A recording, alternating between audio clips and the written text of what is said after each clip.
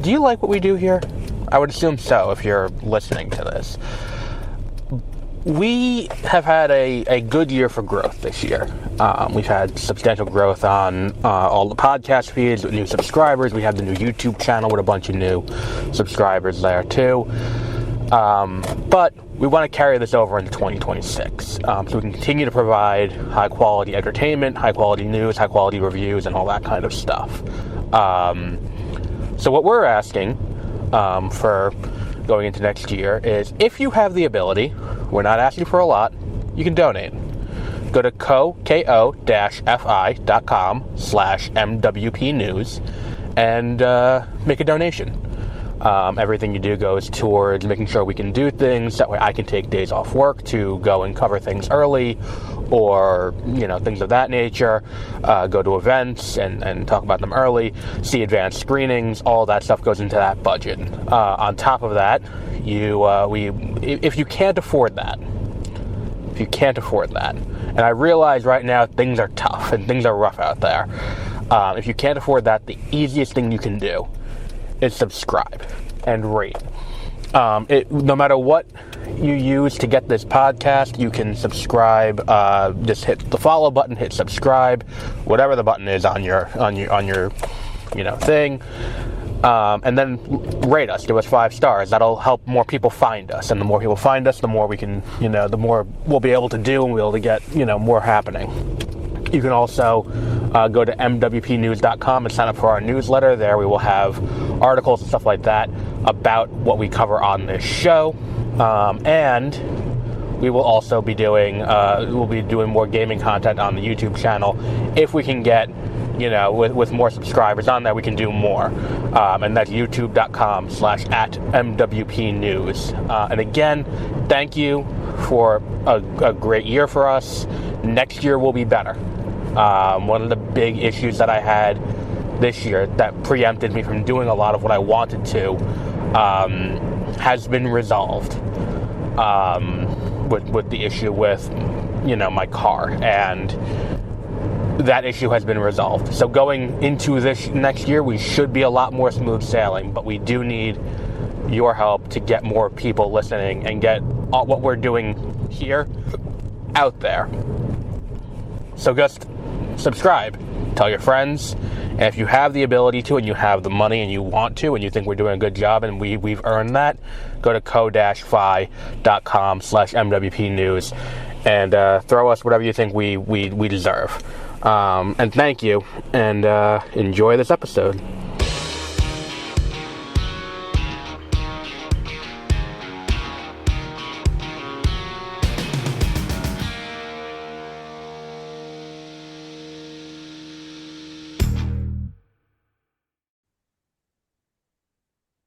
Cool. All right, and good morning, and welcome to 30-Minute Reviews. I'm Adam.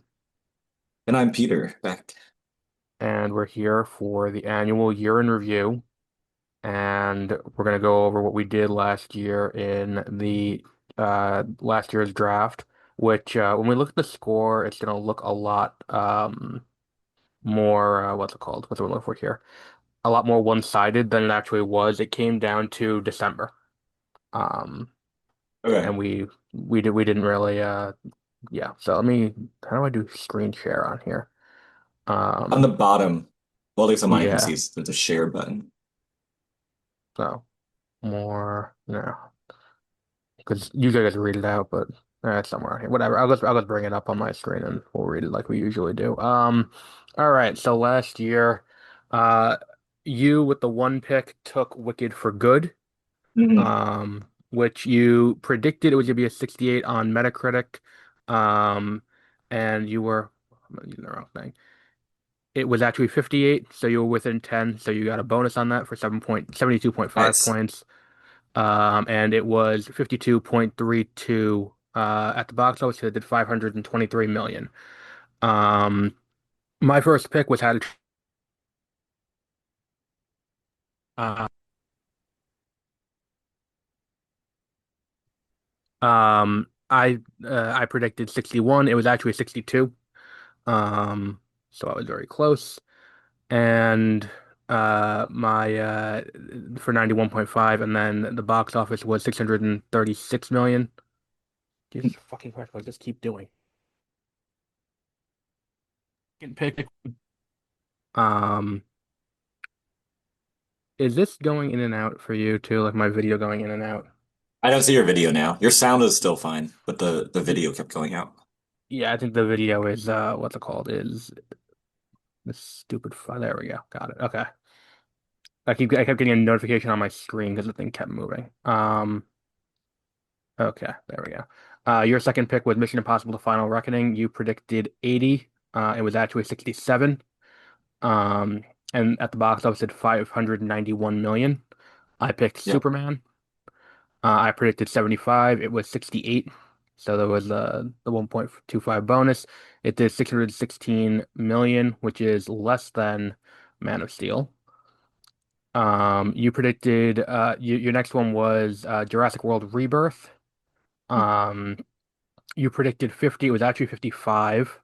So you got 1.5 times on that for 75 points. And it did 68.88 points, so 868 million dollars. I picked Zootopia 2, which was the outlier here. It broke a billion. So that's the 100 for the box office. And then Zootopia 2 had 73. I picked 67, so there was a bonus. You picked Paddington in Peru, which was, you know, a pick. That was the one that sunk you, I think. The Um, sequel did so well that I thought I yeah, was basing it Paddington off of that. 2 is a lot of people consider Paddington 2 like one of the best like family movies ever made. Those people did not show up for Paddington in Peru. That's why I don't It know what did happened. Everyone kept well. talking about how great it was. Well, it did. You predicted it would be a 90 on Metacritic, which was a stretch. But it was 65, and then 19.21, so 192 million dollars. Um, I picked Fantastic Four.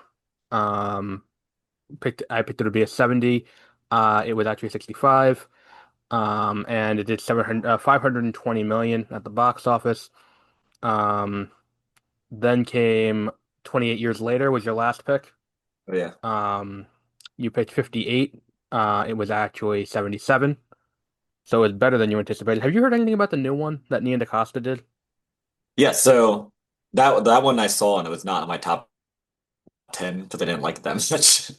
And Yeah. then Oh, that I that one just didn't see came the out. other one. Yeah, there's a new one that just came out that Yeah. I Oh, didn't want to that's see the one you because didn't see yet.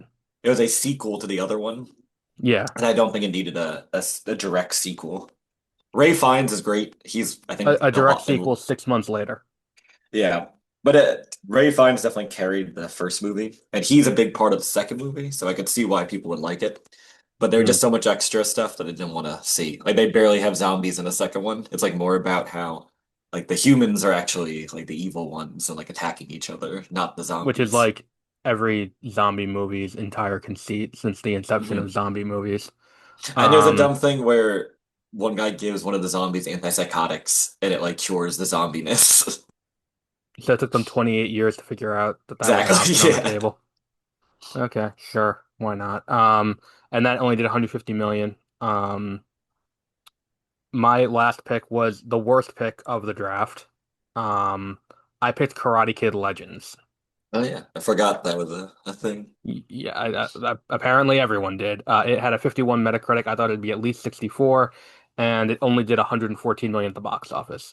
Um, the alt picks you picked Freakier Friday, Oh which got a yeah. 60 on Metacritic. You picked 40, and it did 15.32 million. And then I picked Thunderbolts as my alt, and it did. I picked 75 Metacritic. It actually was 68. Um, and then I did 384 million. The one big one, every year there's one movie that we kind of underestimate, and it breaks a billion and we don't do it. And it's not Neja, which I don't count because that didn't debut in the United States, and we don't really look at international movies. Um, the big one we both missed, the Lilo and Stitch remake, Oh yeah. I just forgot. I which broke a didn't billion realize too. that did that well. Yeah, we every year there's always one. Like neither of us picked Barbie the year that that came out. Hmm. Yeah, I did Um, not see that one being that successful. yeah, and that's what it's called.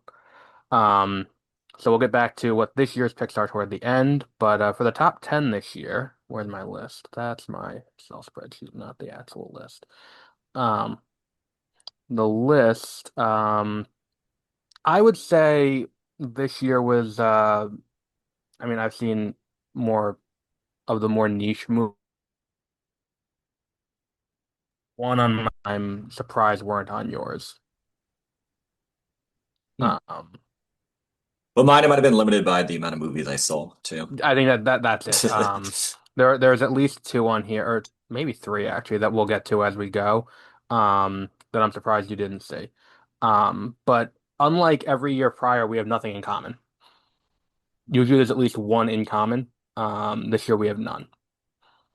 Um, and so you have a TV show in your list. I'm gonna do my series of the year before we get into this. Because I don't have a game of the year either this year. It's been, I Yeah, played a lot of I've indie not been games. playing that much. Yeah, I've been playing a lot of old games.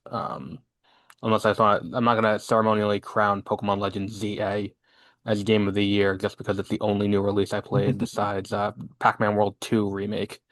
Um, so for me, Series of the Year would be it's got to be Andor only because like it came down to Daredevil and Andor, but Daredevil's entirely set up for season two. Mhm. Like, and it's great. Like, they do a lot of really cool things. I mean, like, the show opens with them killing off Foggy and kind of like this is entirely, this is just continuing on, but it's an entirely new direction. I love the Mayor Fisk thing, and I guess Mom Donnie does too, because he does something Fisk does almost immediately after taking office. Um, and it's a very well done show. The action sequences are great. The issue is everything's just set up. Mhm. Andor season two is not as good as season one. There's no like season one of Andor had three separate episodes that if you told me like this was the best hour of TV from that year, I would agree. It's like the one where like, the last two episodes in the prison Yeah, the and then prison the was awesome. finale. Yeah, the one where the slow breaking down of Andy Serkis and then the prison break are like fantastic. And then the finale is also really good when they go back Hmm. to Ferrex. I the closest to that here is probably the assault on Gorman. Yeah. Um, it's probably the strongest. I feel like they really kind of like slip right at the end, but it's still really well done. I mean, Mon Mothma giving her speech at the Senate is great. Getting to go back to the Senate is always great. Um, And I guess I really like the season. It's just the end feel like the last episode feels like an entirely different show where it's entirely designed to set up Rogue One, despite Yeah, the I feel rest of the like show. there's too many time jumps in the Yeah. second season at the end. Well, what happened was they were gonna do 5 seasons of 12 episodes each, Hmm. and season one was what season one was gonna be. Season two is two, three, four, and five, and each mod of 3 episodes is an arc that was gonna like Oh, okay.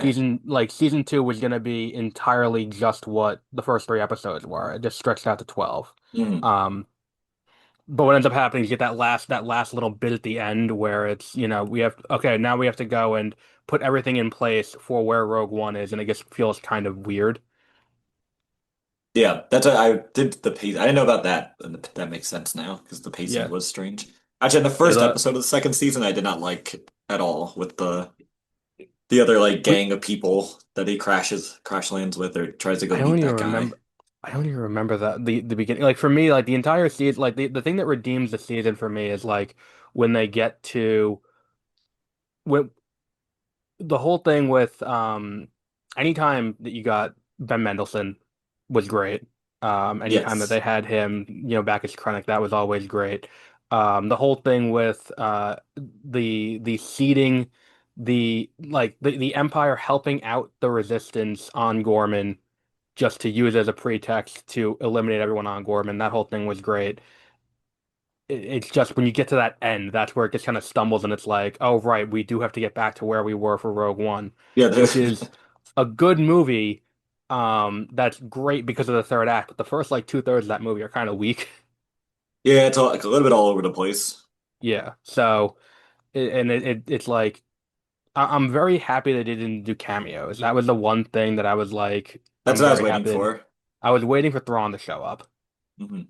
for the entire show, and he didn't, thankfully. But yeah, Andor's got to get that. Hopefully the second season of Daredevil's better. But the first season was a little weak. Yeah, I Um, probably would have put if I needed another TV show, I would have put Andor in into my yeah. list. Um, and then so we'll go into the top 10 now. And we'll alternate because we have nothing in common. I already went through. We have nothing in common, so it's just you. We'll go you, me, you, me. We'll start at your number 10 and work up to number one. And Okay. in terms of naming a number one, we're just gonna do tie this year because I Yeah, couldn't find that makes someone who sense. had seen both movies. Because my number one is it's a movie that like everyone will have heard of, especially considering it's getting a lot of award recognition, but I don't think anyone has actually seen. Hmm. Yeah, it might Um, be after Win stuff. Then a bunch of yeah, people will go see it. exactly. Um, but yeah, so you start out with your number 10. Okay, so part of my list is because I only saw like 11 or 12 movies this year. So the ones I left off are the ones I really didn't like, and then the ones that are on here I kind of liked. So my number 10 is Avatar, Fire and Ash.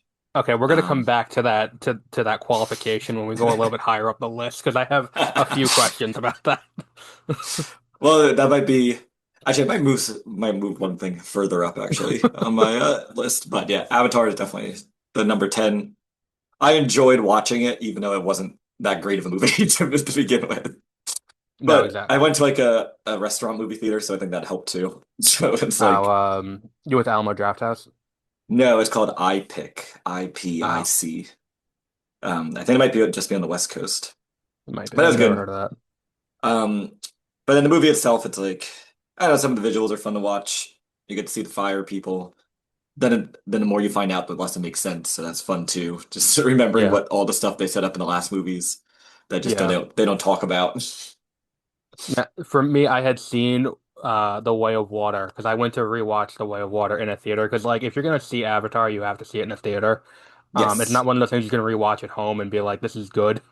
Or passable. So I did rewatch The Way of Water, and one of the things that really pissed me off, having seen it that close together, is just how much of the third act of this movie is just the third act of The Way of Water. Yeah, even I saw them. I saw the Way of Water in theaters last year, only once, and then I saw this, and then Mm. I could even tell the plot points almost lined up with each other. It's like, okay, Yeah, they're where they were in the last movie with this group of people. Now they have to escape and go to a different group of people. Then they yeah, get attacked and they have to rally again. and They they have to go go back to the water the tribe whales. and yeah, exactly. Like who would have thought the whales would have this much of a point? The whales are Um, so much, and I don't get what are they doing in that giant like industrial city? Is if all they're doing just like taking that stuff out of the whales?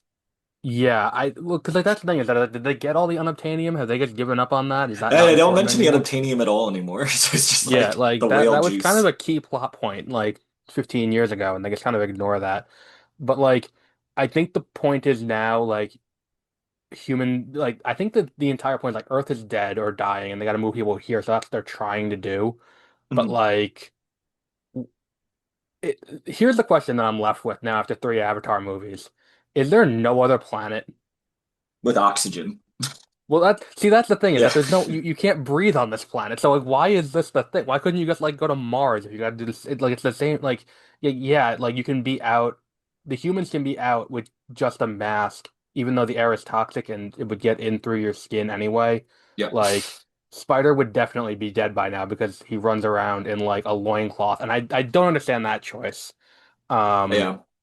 like they couldn't put this kid in jeans. Like no, the whole thing's weird. Like And in the second movie, I don't think he ever had a single problem with his breathing thing. And then in this one, it's like every 10 minutes it's yeah. running on a battery or it's dying. Yeah, exactly. And then it's like, oh wait, we forgot to charge it last night. Like, this feels like something that you would have thought about and had like, I don't know, more than two batteries on hand. Like, it, and then the whole thing where it's like, I don't know if it was meant to be funny, but like I laughed out loud when it's Quaritch and the fire girl, like when they come out into the meeting in the thing and he's fully painted like the fire tribe people. Yeah, Like, that was I didn't even know that was him until he talked and I was like, all right, yeah. well I guess that's happening now. Yeah, it was like I thought I she don't was know if it was like, meant to be funny, but it was really like I laughed out loud when I saw that. and the fact that the fire tribe, they've just been doing this for like the past 20 years. Like they're not actually a fire tribe. It was like Yeah. that like volcano exploded, and then they just started like becoming these fire people. It's like changing like their whole physical Well, like structure changed somehow. and that's the thing too, is that it's like the whole thing where like they've given up on God. Like, okay, you've given up on God, that's fine. I understand that from a clinical standpoint. Like I understand like if that happened, I understand that. But if you connect your ponytail to things, you can literally see God. Yeah, that is the problem. Like you know God's there. Like it like you can talk to the whole thing is like, oh well, they destroyed the tree and God didn't help. Like, okay, but like you can still like question it. Like you can go to another th like could you imagine if like that like basically what this tribe is what happened to Neytiri's tribe in the first one. Yeah. Because And that's the thing. I thought in the first one that was the only big tree. They made it seem like there was one giant no, they're tree. just everywhere. Yeah, they're just Uh, all over the place, and there's literally Yeah. nothing bad happened from when they destroyed that first one. And the thing is too, like the third act is really confusing because like I thought characters died and me and you were in disagreement over whether characters died, and I didn't care enough to look up if they actually did or not. But like, I thought it was implied that like the girl who I definitely thought was played by the one who played the Little Mermaid in the live action remake, but isn't, the daughter of Kate Winslet. I thought Oh yeah, she the died. water girl. Yeah, I Yeah, don't think she died. yeah, I thought she got like badly shot, and it's like. Oh, I thought the guy who was like the head of the whale hunting group like died, but no, he just got his arm ripped off and he's fine now. Yeah, I Like completely forgot. I just thought he already had a robot arm in the last one. no, yeah, he gets the arm ripped off in the thing. I was like, oh, because I saw that when I saw it, I'm like, oh, okay, well that guy's dead. We never get to Yeah. see these whales again, at least. Lo and Nope. behold. And the biggest disappointment was that, for me, you don't get that moment of him because like they kind of set it up throughout the movie that like I can't bond with the giant orange leather bird thing, like because if I do, Oh it makes yeah, me they like just added that in. yeah, he's like, I can't do that again because if I do, I'll become something I'm not. And I'm like, oh, great. So this is just like he because like Cameron with these movies has like picked and choose what he likes from various stories like this. Um, and then like, okay, so now we're just going into Dune now, where it's like he's gonna bond Hmm. with it again, and then he's gonna, he's gonna lead an entire like jihad to get everyone off the Yeah. planet. Oh yeah, Like, he and I'm says like, he'll here we like go. have bloodlust and like he won't be able to stop killing. And I was like, did that happen Yeah, in the other movies? I don't because he did bond to that no, thing already, and I don't yeah, he think he bonded to that in the became first one. I don't think he became like a bloodthirsty demon or something. No, And then he and then it's does like, and then bond he to bo it, and then and nothing he's fine. happens. Yeah. Yeah, so like, cool. This is a good waste of time for a movie that's 3.5 hours long. They spent a lot of time setting things up that never actually come to pass. Yep. Like, Yeah. And then there's too many. I think there's one too many. I'm kind of glad that they killed off one of the sons in the last movie because there were just one too yeah. many children. Oh, and that was the Because other they thing just that end pissed up, me off. they said they're CGI aliens. They all look the same. It's hard to keep See, track of who's exactly. who.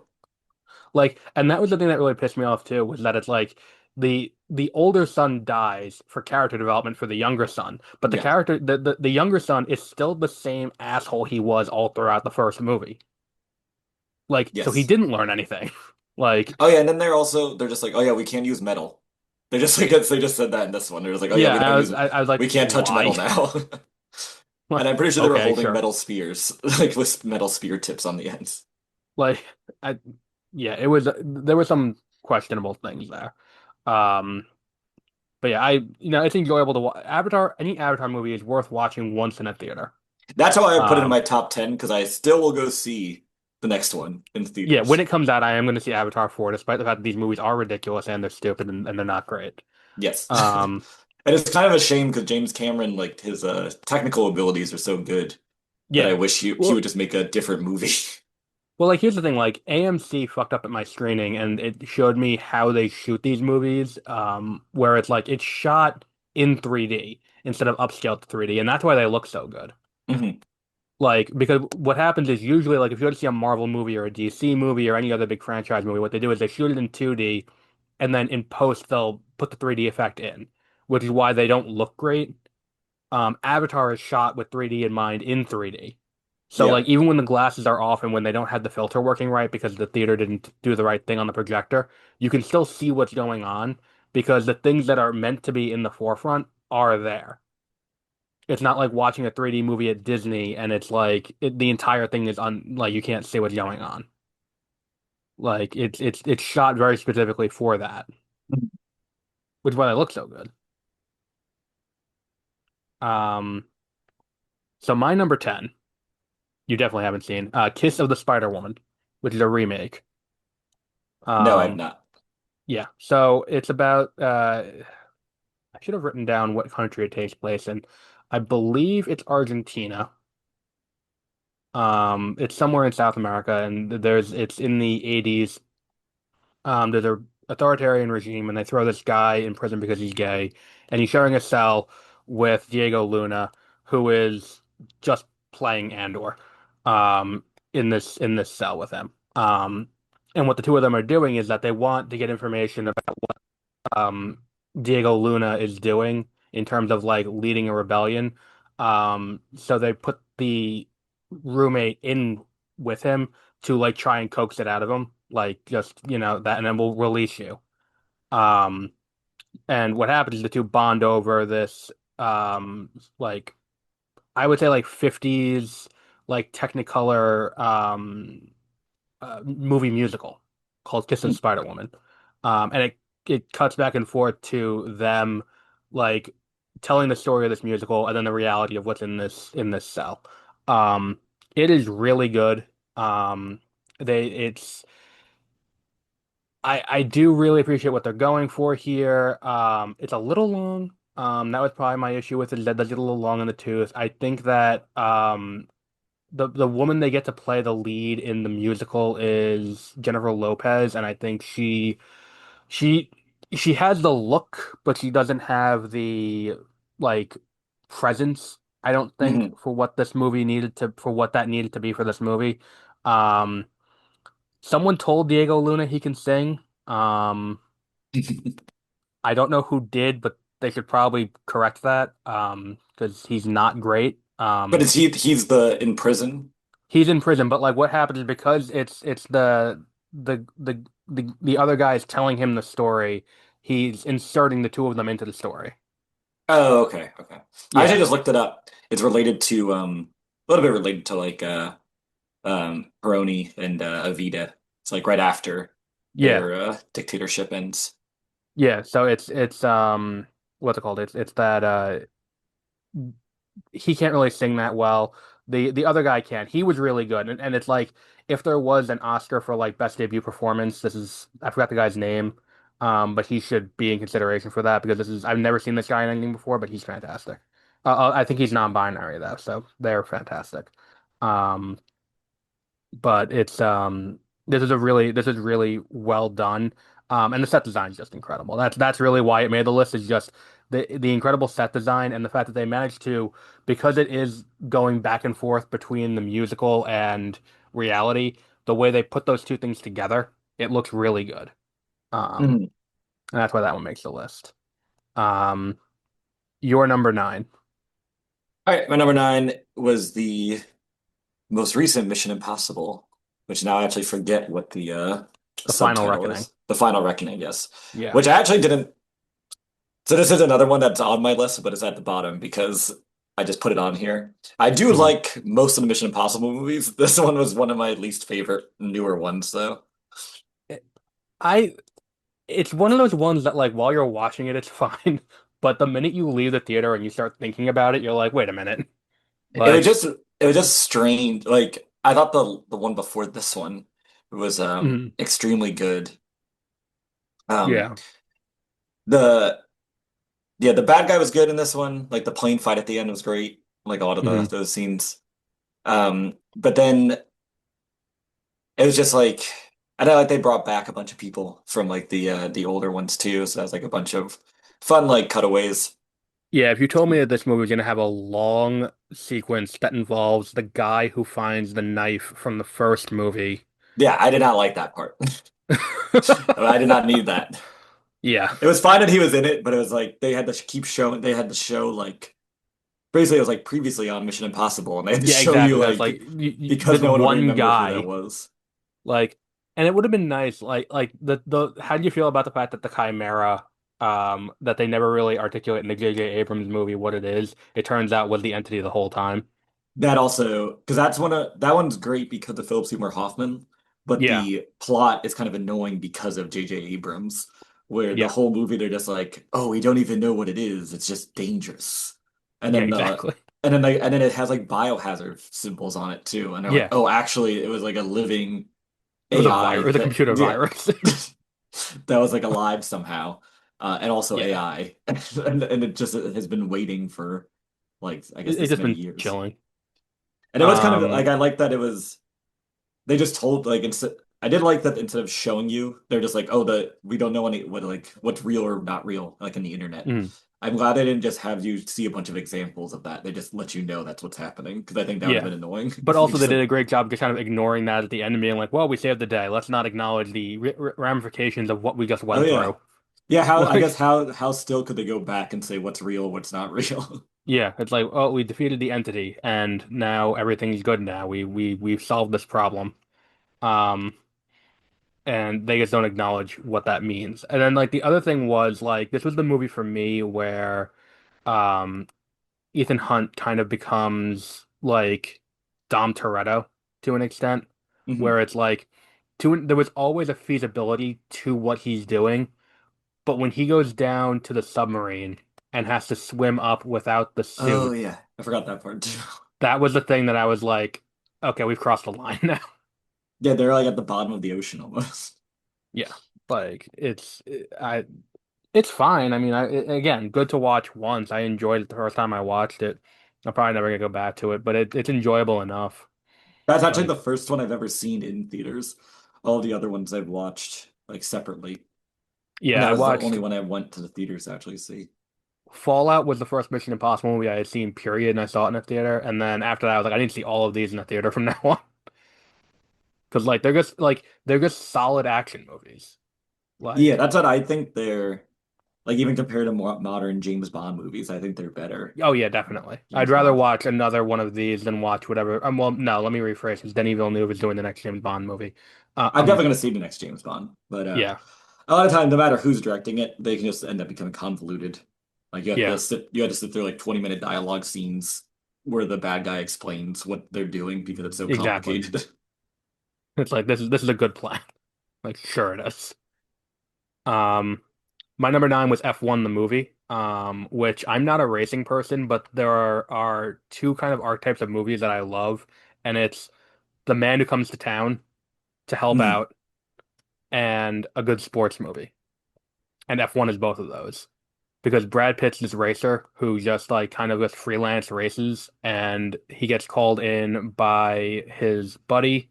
Hey, I need someone on my F1 team to help train the new guy and so we can win because we're a failing F1 team.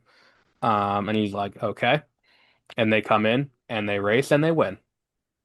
And Nice. Joseph Kosinski directs it, so it looks great. It sounds great. I mean, the guy who did Top Gun Maverick, he knows how to do vehicular action, and he manages to make even an F1 race seem interesting. To the I point just to where I saw left. Hans Zimmer did the music too. Yeah, it's just it the whole thing is great. I love the dynamic. The one thing I don't like is that once Brad Pitt and Kerry Condon hook up, she kind of changes personality entirely. Um, where it's like she is no nonsense, and then she's kind of like his girlfriend, and it's like cool.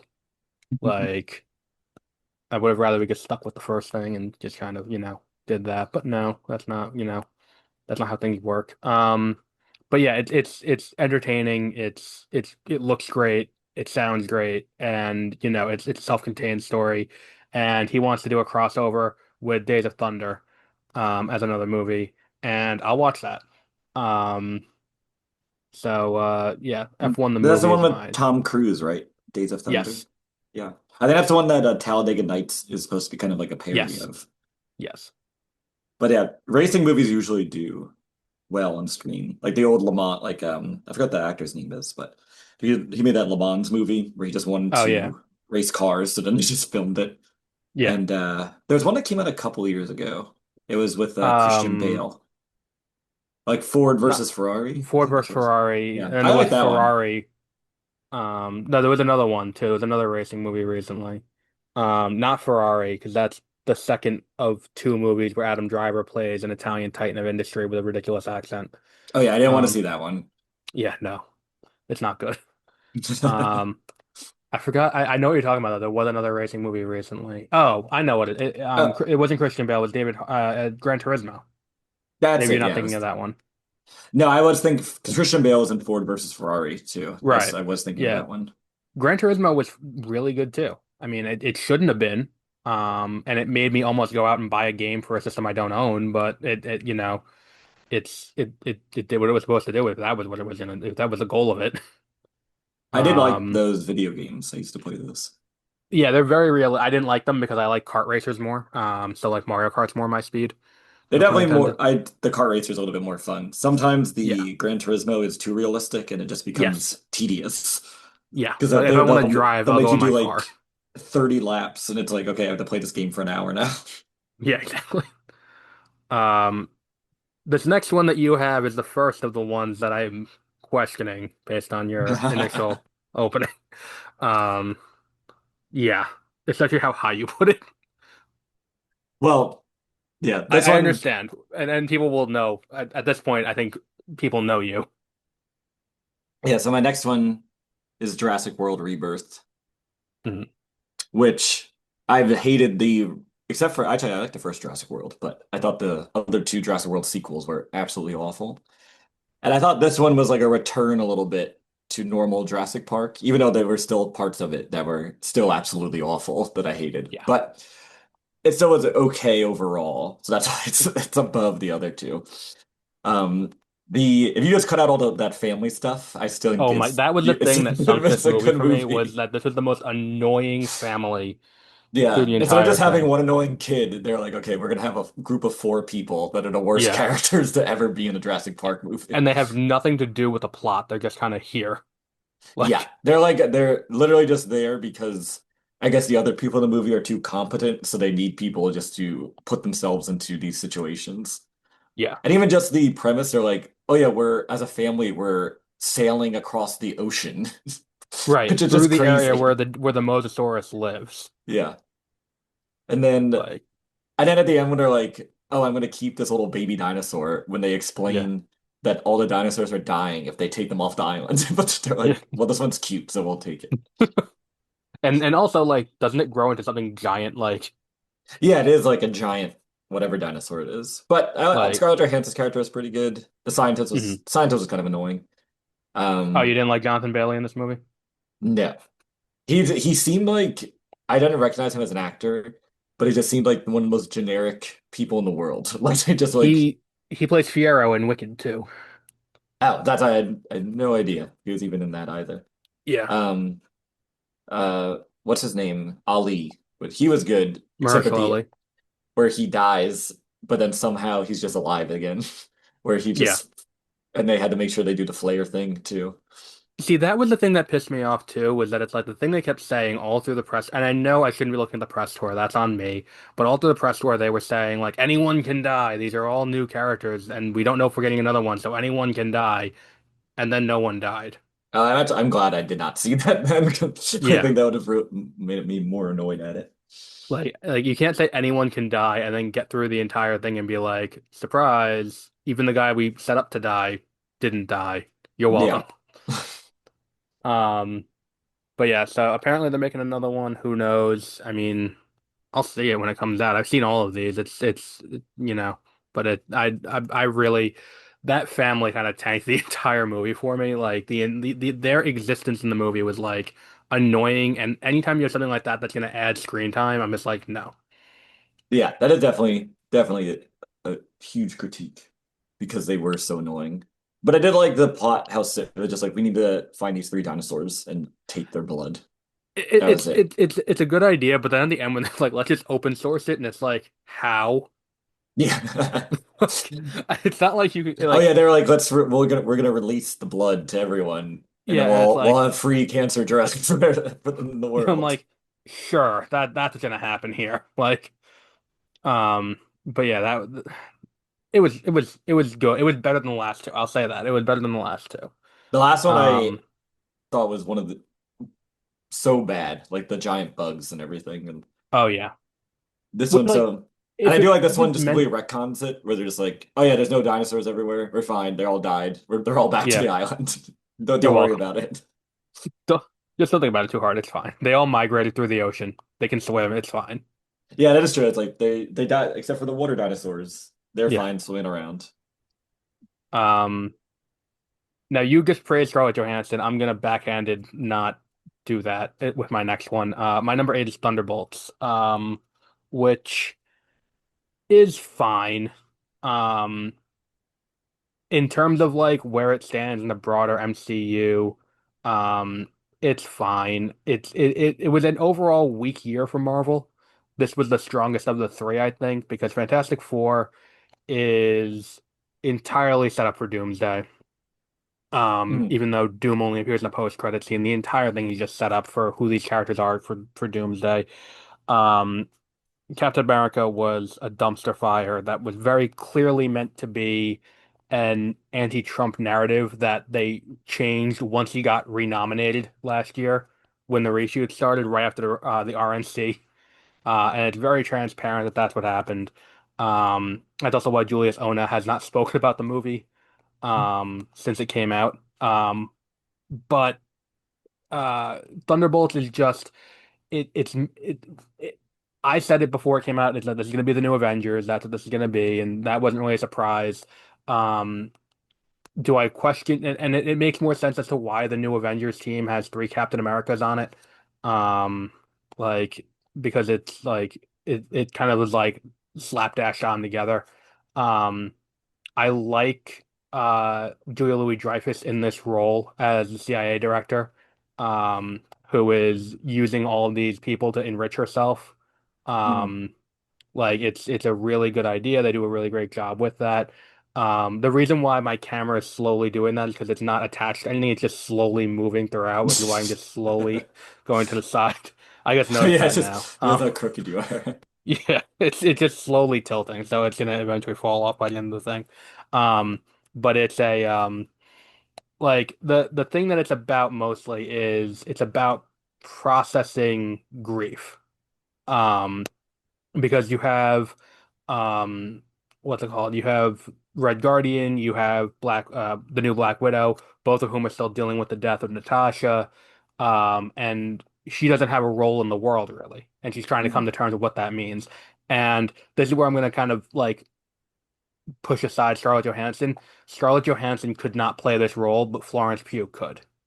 Mhm. Um, where it's like you need someone with Florence Pugh's ability to. I'm not to disparage Scarlett Johansson entirely, but she doesn't have the range to play someone who is going through just this like soft depression, where it's like I'm going through the motions, I'm going through my life, and that's it. Um, also apparently Especially through Bucky, that the Black Widow character they're probably going for. exactly, exactly. Bucky apparently is a senator now. I find it hard to believe that the people of New York would elect a known Russian asset to like Isn't he be a like senator. 100 something years old now too or something? Yes, he is. I mean, he's young by senator standards. Don't get me wrong. Like, Yeah, I but guess that's he's true. he does get elected. He is elected senator. I think he does unseat Schumer if the timeline lines up That's funny. because it's like he'd be elected in 2028, and I think Schumer's up for re-election, so he does beat Schumer out to be that. And he's a senator who also is the Winter Soldier in this movie. I understand them trying to lean into the A24-ness of it all. Um, I don't think that was a good move on the marketing side because I think it gets me a lot of people roll their eyes and kind of write it off. But this was actually pretty solid. Mhm. And I really like what they did with Sentry as the bad guy. Um, and Avengers Tower is back, so it's just a very circuitous way of they were selling it in Spider-Man Homecoming, and now it's Avengers Tower again. So cool.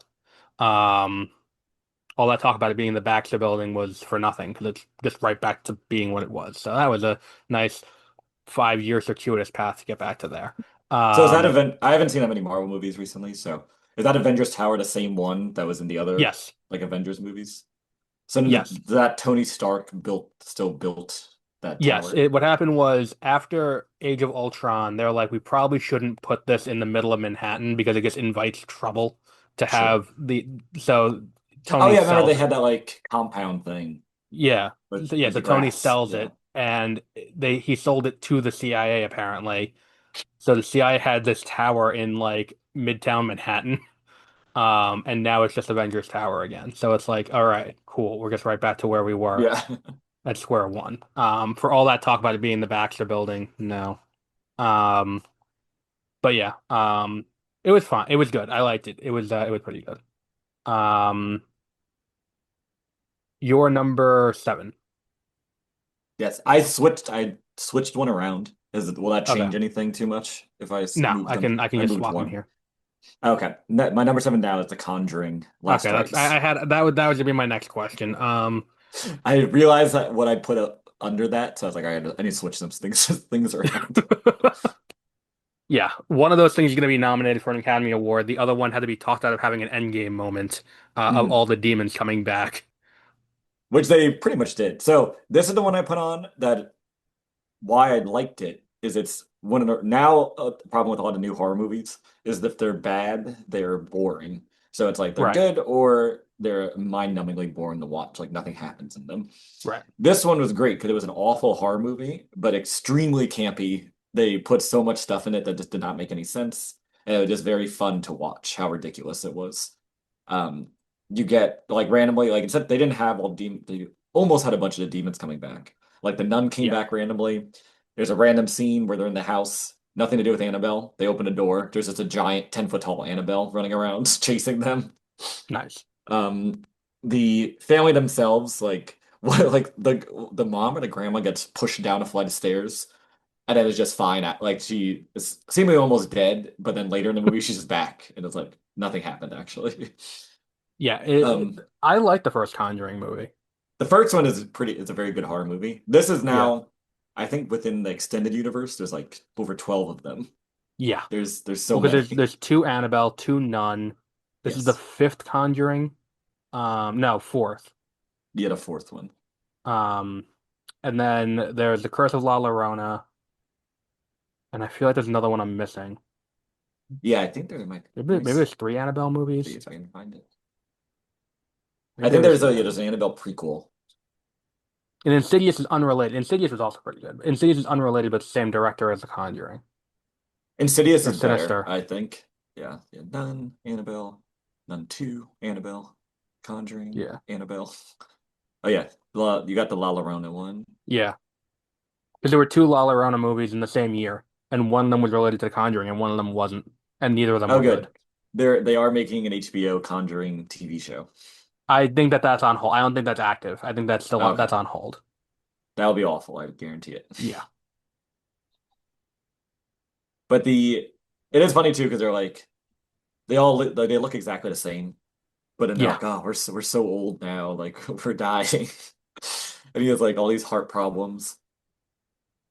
yeah. Um, It was. I mean, I didn't see this one. I haven't seen a Conjuring movie since The Conjuring. I didn't even see that in the theater. I saw that recently on TV, which yeah, is the likely way for me to experience a horror movie.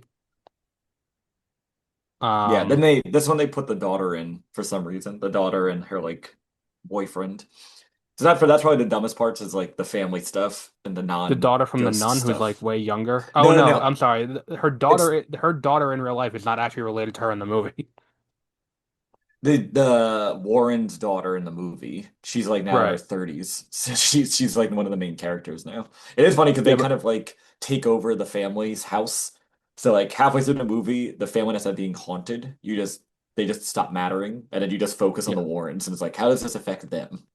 Yeah, like that was the thing is that America Varma, or whatever her name is, her daughter plays someone in the lead in the first Nun movie, but she's not related at all to, Oh yeah, actually, I had no idea. Wow, that's funny. yeah, completely unrelated, but it's her daughter, and they look exactly the same. Now that you say that, they do look exactly the Yeah, same. Vera Farmiga, that's her name. Um, yeah, I may eventually go through and watch all the Conjuring movies. It's probably not good for my health, I feel like at this Uh, point. the Nun ones and the Annabelle ones are all pretty bad. Yeah, But I figured the Nun one was bad from the trailer that I kept seeing before. It had a few good jump scares in the trailer. Um, yeah, that's probably all the jump scares. yeah. But also I don't like jump scares in movies. Number one, because I'm a giant bitch, and number two, because I don't think they're earned scares. No, and Um, there's some, especially in The Conjuring, they're usually very obvious. yeah.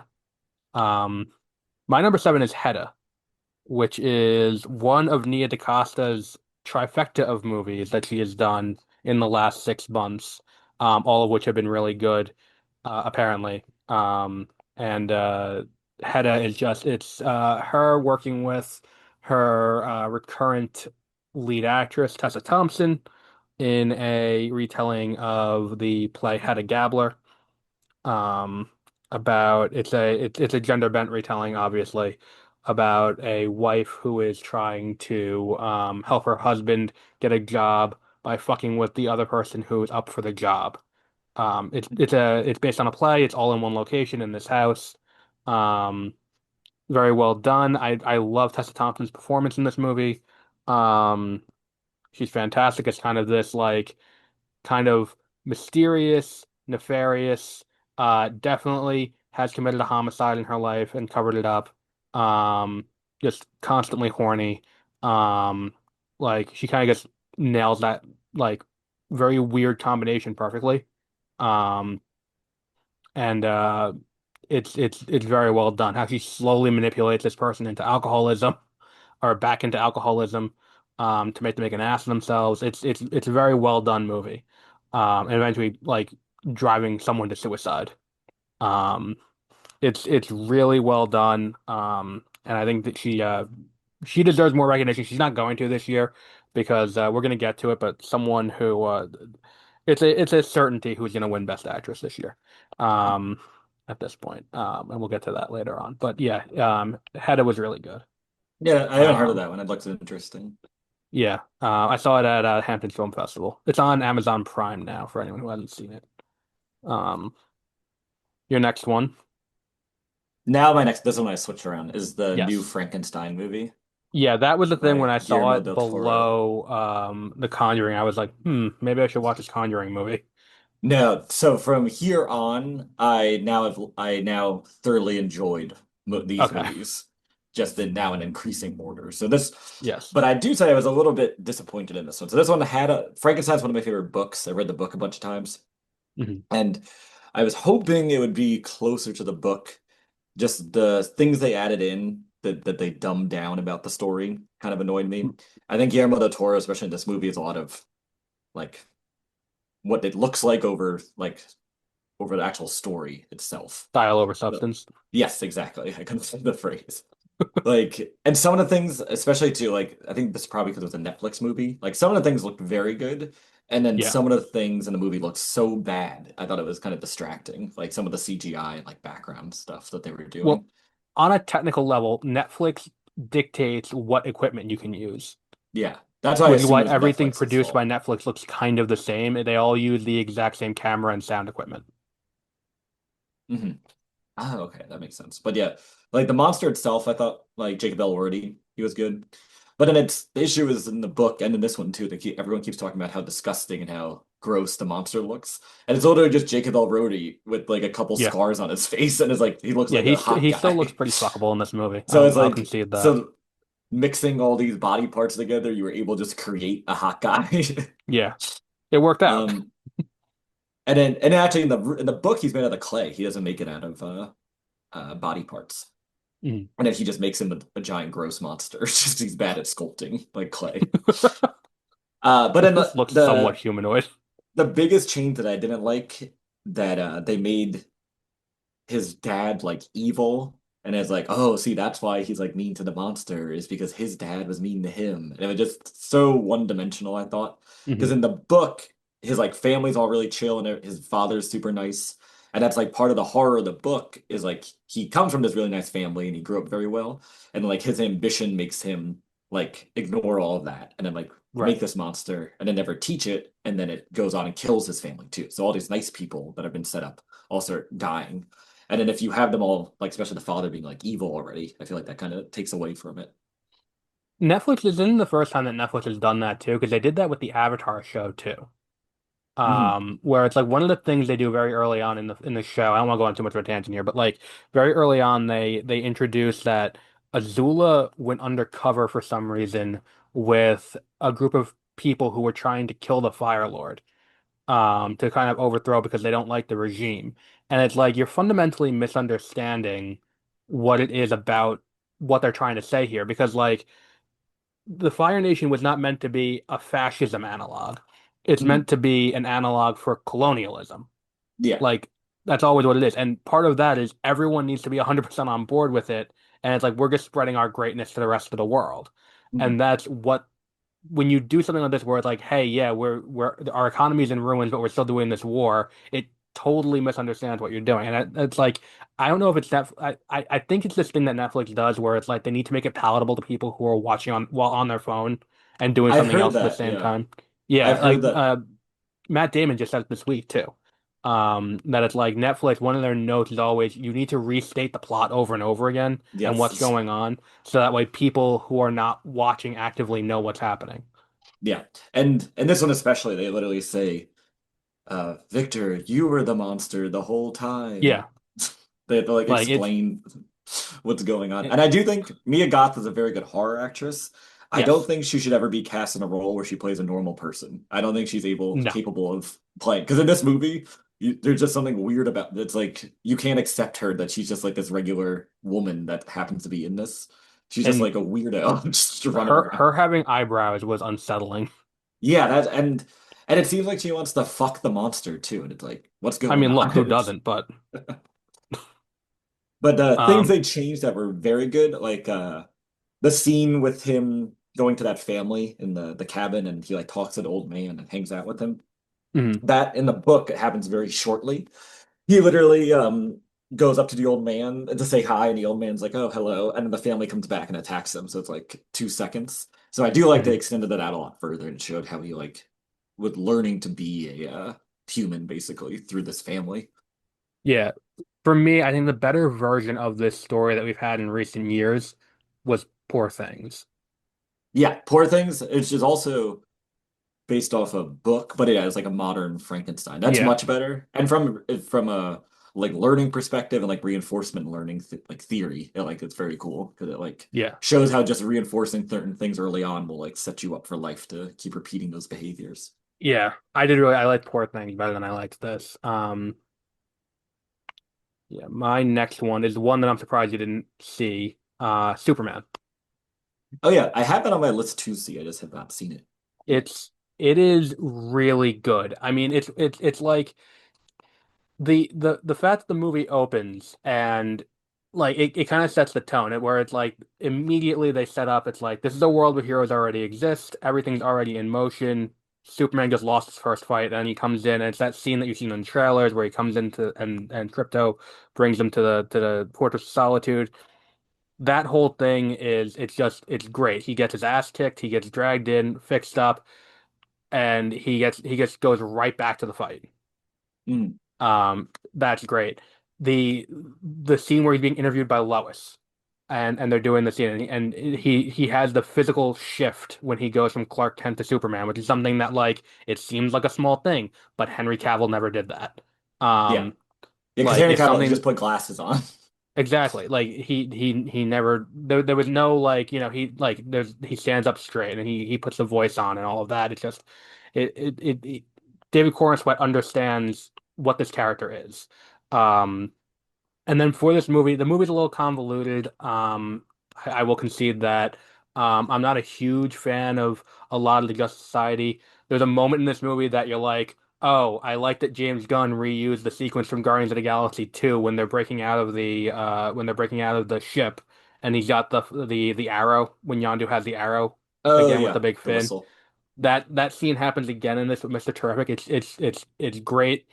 The CGI baby's a little weird, but it's just I love the dynamic between Lex and Superman here. I'm really looking forward to what they do with these two when they go to when they do Man of Tomorrow in 2027. But this is a very well done Superman movie, and I think it sets this universe off on the right track out of the gate. I'm not going to spoil it too much because I know you haven't seen it yet, Mhm. but it does do a Yeah, good I job do. setting it off on the right thing. I definitely plan on seeing that one. Yeah, I just it's haven't gotten very around to it's it. worth your time. The other things that he's done, I think are hit and miss. Whether or not you enjoy Creature Commandos or Peacemaker is going to be iffy, but this one was really good. Yeah, I actually, yeah, I tried watching Peacemaker. I wasn't a fan. I did like Suicide Squad with Yes, Peacemaker, but I didn't like the you show that might like much. the other one then. Creature Commandos. So it's Hmm. kind of just Suicide Squad but with monsters. Oh, okay. Yeah, maybe I'll watch that one. Yeah, and it's animated. Um, your next one, I heard very good things about. Yeah, the next one is called Heretic, which is really it's a what's his name? Is it? Hugh Grant. Yes, it's really just a Hugh Grant movie. If Hugh Grant wasn't in this movie, it would be awful. Right. Um, and it's pretty much about it's different than I expected. I thought it'd be like a giant maze, like horror movie kind of thing. But it's pretty much Mhm. this guy, then he invites Mormon girls or missionaries to come talk to him about Mormonism. And then he's a religious scholar and also an atheist. So it's a lot of the movie is him going through religious history, showing them why their religion like isn't real, and then Mhm. testing their faith and kind of those types of things. But the kind of all the character interactions, that's I would say it's not really a horror movie. I would say it's more like a thriller drama because there's not Mhm. really that many crazy jump scares or anything. There's a few like disturbing images, but it's a lot of it's just about him kind of almost like making fun of these girls. That's why if it wasn't Hugh Grant, it would be very off-putting. I think because he's Yeah. very kind of charming and plays the character very well. If it wasn't Hugh Grant, it would just seem like a guy from our atheism, like ranting Yeah. about things. It'd be the invention of lying. Yes, yeah, it would be like yeah, that's a very good way to put it. Because his like a lot of his like scholarship is about how he's trying to find the perfect religion, and then that Mhm. made him realize that all religion is like bullshit and evil, and that's like he had this like flip because of that. I might watch that one because that does sound kind of interesting. It's kind of why I liked Wake Up Dead Man, Hmm. which is the new Knives Out movie. It's kind of Oh yeah. that same thing where it's like it's about the intersection of like Catholicism and then like Christian nationalism Hmm. and about that split and how that happens. And Josh Brolin plays a fire and brimstone pastor. Oh yeah. Yeah, Um, this he'll like yeah, switch between there is I guess he does kidnap some people, but the way it goes about showing it, it's not, that's why I definitely got marketed as a horror movie. I think the yeah. marketing for the movie was wrong. It's because I thought when going in it was going to be like his house was like a giant horror maze where they're gonna have to go Mhm. through almost like a Saw movie and like do all this crazy Yeah. stuff. And it's not really like that at all. It's mostly him like talking to them and showing them things. I because that's the thing is that it's like it was I didn't see it because anytime AMC has that thrills and chills thing around it, I'm like, well, skip. Okay. Um, I'll watch it when it comes to streaming, and Mhm. I have not yet, so I didn't know that's what that was.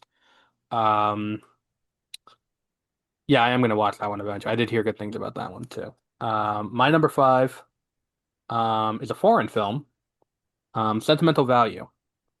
It stars Stellan Skarsgård, Renata Rensiv, I think is how you pronounce her name. She just won the European Film Award for Best Actress for this movie.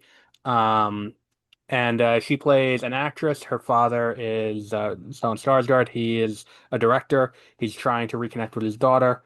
Daughters, because there's another one whose name I'm not going to attempt to pronounce. It's something Norwegian, and I'm going to commit a war crime in that language. And you know, it, and Elle Fanning is he offers it to his daughter, hey, do you want to play this character who's kind of like an amalgamation of you and my mother? She's like, no, I don't want anything to do with you. He gives it to this other actress who's played by Elle Fanning, who's just Elle Fanning. Like that's the character. She's playing herself. Um, and it's just this family intersecting and trying to come to terms with it within the confines of this house that they've lived in all their lives. And it's very well done. Joachim Trier, I think is the name of the director. He is fantastic. He did The Worst Person in the World and Oh yeah, Oslo. I I remember forgot. that one. Yeah, he is one of those people who's coming out of Scandinavia who like anytime he has a movie, I'm gonna go and check it out. And he works with Renata Renstev a lot, because she was in the last I think two or three movies that he's done.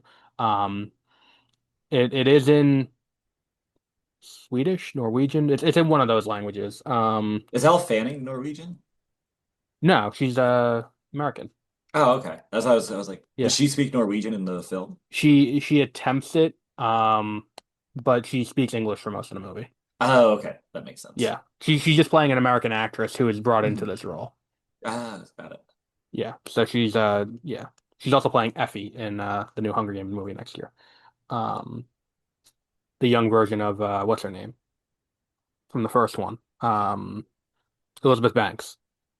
Oh, okay. That's fine. That's good casting. Yeah. But yeah, I really recommend this movie. This is a really good one. And he's gonna continue to make movies, and I will continue to go and see them at film festivals, because they don't get wide releases here, um, until they're already, out. Um, your next one is a TV show. Yes, this is my only TV show on the list. Mhm. It's Severance, which is very, very good. It's I've heard very good things about Severance. yeah, I highly recommend it. It's a very original show. That's why I like it so much because it's not just based off of mystery boxes. It's like the characters are very interesting. The way Mhm. things are set up is very interesting. Like the atmosphere of the show is very fun to watch. It's genuinely funny too. It's like actually hilarious and also Mhm. dramatic. It like goes back and forth so often. Now, if I understand it right from what I've seen of the show, the general concept is like people have split themselves into like their work, like there's a physical split between their work self and their like Oh outside yeah. self. So they you get basically you get an implant where then when you it's for people you want to have complete separation with your work life and your home life. So they market it as, oh, you'll never stress about your work because you'll basically will not know what your work is. So when you go to work, that they have that like elevator thing, you Right. basically your consciousness flips and now you become your work self. But then they go in, they're like, it's kind of interesting. They kind of hint at there are certain things they know, but then they like don't understand other stuff about the outside worlds. They're like programmed to only know things about their job. Hmm. And pretty much one of the biggest mysteries of the show is what they're actually doing. Because it like sets them up where they're organizing these like groups of letters that you can't read based on how they make them feel, like happy, sad, angry, things like that. Hmm. So then you're a lot of the show is trying to figure out why they're doing that and like what their completion goals are for the company. And then like everyone else that works there, they keep them isolated from each other. Um, and that's like Christopher Walken is one of the best characters. He's hilarious in the show. And yeah, everyone like Adam Scott too is great. He's I great in would say everything though. I will say one thing I'm worried about is that it will become like Lost, where they set up all these mysteries and then they never pay off, like or never Yeah. explain what's actually happening. So in the back of my head, that is what I'm something I'm thinking about. Hmm. But it's just very creepy sometimes, very interesting. Like I the see way it's they shot show very stuff. well. Like that's what Yeah. one of the like I saw that behind the scenes thing of how they shot him running through the halls all in one Mm. take. And I'm like, Yeah. I'm always gonna check that shit out. And Patricia Um, Arquette is also hilarious too. She's plays like one of the managers in the show. I'm also now realizing that Rick and Morty parodied this show. Oh wait, the one they do the night selves. Yeah, the night I cells. think that might have been before Severance actually. Oh, And it is pretty much the plot because that's what the workers are like, wait, we want basically we die if they quit the job. So like should you be allowed to quit then and kill off your severed like person? Because it's well, like the gets into like are they actual people then? Apple TV's had some really interesting kind of like speculative science fiction because they also had that movie with Mahershala Ali's Swan Song that was really Mhm. good about replace like you if you have a terminal illness, you can replace yourself with a clone, and that will just take your place in your family's life, but you just have to sit and, die. Your family's not with you, and they get to live out the life with a clone and how that works. Like, it was a pretty good movie. Um, my number four is Oh another one yeah, that I'm the shocked you haven't seen. I looked it up. The night the Rick and Morty was before Severance came out, but they came out the same year. They said they based it off of there's a TV show called Night Gallery, Oh, yeah, yeah, yeah. and I guess there's an episode similar where people are They probably both um were inspired by that split, same episode. probably. Yeah, I Yeah. know the Night Gallery. That was it's on MeTV sometimes. Oh yeah, it Um, looks like it's yeah like a new Twilight Zone. yeah. My next one, One Battle After Another. That's the other one I have to see. Yeah. There's one more on the list I'm surprised you haven't seen. One Battle After Another is, I'm not going to spoil it. It is the movie that I think that like everyone likes to hold Paul Thomas Anderson up on a pedestal and be like, look at how great a director he is. I don't think he's really ever earned that though. I mean, Boogie Nights is great, but like since then, a lot of his movies have been kind of like meh. Like Punch Drunk Love, I do not understand the appeal of. I agree with that too. I Um, will say There Will Be Blood is one of my favorite movies. Oh I yeah, love okay. that Well, I one. forgot he did There Will Be Blood. Yes, There Will Be Blood is also good. So he's got two good movies, but there's a lot of not great in between. What's it called? In between them. Licorice Pizza. I do not understand what people saw in that I movie. was not I saw that and I was not that much of a fan. Yeah. It was just there's some Bradley Cooper was funny, but it was just I don't think it was worth Yeah. the whole That's the movie. entirety of the movie. That's good. It's him playing that guy who is he playing John Peters in that movie? Yes. Yeah, Yeah. he is playing like a producer that's like that. No, he's very clearly playing John Peters because I was listening to I think it was Fat Man on Batman or Fat Man Beyond After, and Kevin's like, yeah, that's exactly he nailed John Peters. Mhm. Like that's exactly how he is. But this one is there's like a militant group that is going around and attacking like um immigration facilities Mhm. and doing stuff like that. And Leonardo DiCaprio has an affair with Teyana Taylor, um, and they have a kid. Teyana Taylor turns state's witness and turns everyone in to save herself. But Leonardo DiCaprio escapes with his daughter. Then 18 years later, they find him Mhm. because the guy who was running the facility, who may be the father of the girl, wants to join this white nationalist group. And it's like, well, if you have a half black daughter, we can't abide by that and have you in here. So he's trying to hunt her down.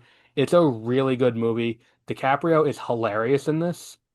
Um, Yeah, that's what it looked like he was funny in the yeah, trailers. it's kind of a comedy, but it's also grounded in a reality that is pretty well done. Um, I'm not going to spoil it because again, you haven't seen, I know you're going to see it.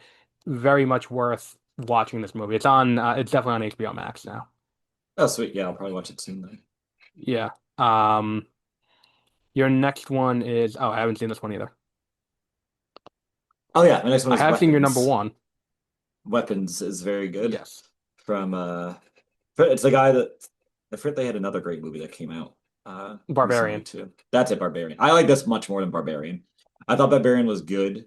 I think an issue with a lot of horror movies, and I probably talked about this when I talked about Barbarians, is so many of them are so awful. When they're okay or like a little bit good, people definitely over exaggerate how great they are. They're Yes. like, this is the greatest thing ever. So that's Barbarians definitely falls into that. Weapons falls into that too, where it is very good and very interesting. Like it's kind of fun magic witch stuff. Hmm. Like how it ends up revealing. But it's still like at the end of the day, just another horror movie. Like Yeah. it's kind of funny and goofy, so that's kind of fun. It's like the tone switches back and forth a lot. But um and it's but some of the like Josh Brolin's character is not very good. Like it's not subtle at all. Like in case you didn't know, it's supposed to be about like mass shootings. There's Yeah, I literally a figured that out from the trailer. well, in case you didn't know that, there's literally a scene where Josh Brolin's character has a dream where a giant assault rifle is floating above their house. I mean, And that other could mean than that, anything. there's no other like guns or like shootings at all in the movie. Yeah, But it's the woman who played the witch won Best Supporting Actress at the that Golden was Globes. yeah, she's only in the movie for like 5 minutes, so I don't know how she was able to win that too. But yeah, it's just like that stuff is kind of cool. Some of the like the effects are pretty fun too. I would say what I like the most is the different characters, how nuanced they are. You Hmm. basically jump around the characters and like do it from each person's perspective, and then you kind of fit together what's actually going on by the end of the movie. So it's like all these Oh, different okay. people kind of investigating what they think is happening, and then you piece together what's actually happening through their individual stories. So but the best character is definitely the teacher because they set her up as like, oh, she's an elementary school teacher, like responsible, and then very slowly reveal that she's actually like an alcoholic and a mess, and like Hmm. gets way too involved in the students' lives and thinks she's like their mom, kind of, and like her life That is was Julia Garner, unraveling. right? Yes, I think so. Yeah, she played the Silver Surfer too. Yeah, she was really good. Yeah, Yeah, it's Julia I Garner. heard good things. I will eventually watch. I think that's also on HBO Max now. Um, That one, and again, it's not that scary. There's a few jump scares that I didn't like because they were good jump scares, but literally had mhm. nothing to do with the plot. It's just like, oh, look, a scary thing. I mean, to be clear, I'll watch a horror movie at home. I don't care how scary it is. I'll watch it at home. I'm not watching it in the theater where I make an ass of myself watching it. That's the Yeah, line in the Chapman. sand I have. Like, I'm not gonna sit here and be like, well, how scary is it for me to watch it in my living room? Like, no, at home I have no problem. I'm not watching it in a theater where I'm gonna make an ass of myself if I jump or something like that. Like, um, my number three is Materialists, which is Celine Song's, I think it's her second movie. She did Past Lives, which was one of my favorites from 2 years ago, I think. This is about a woman who is a matchmaker, who finds what she calls a unicorn. It's a guy who's very wealthy. He's over 6 feet tall, and he looks like Pedro Pascal. Um, and she starts a relationship with him.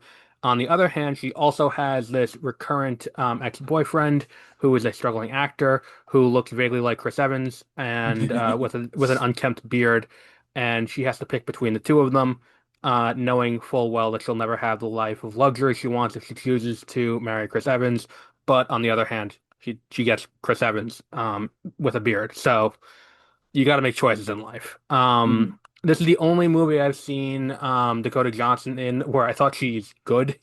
Um, because it's kind of a role written for her and that detached sing-songy delivery she has, like for everything. Like it's written for that kind of person, and I think that because it's written for her, it works. And the idea is nice. I like the idea of the movie. The problem is it's it's still Chris Evans at the end of the day. Yeah. And it's like it's his best performance I've ever seen from him too.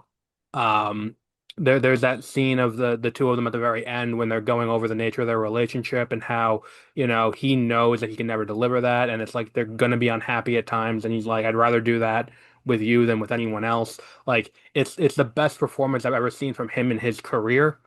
Um, the message falls a little short though when it's Mhm. like the guy is Chris Evans. Yeah. But it is very well done. And Celine Song is very good at writing these kind of not off kilter, but like slightly different romance stories.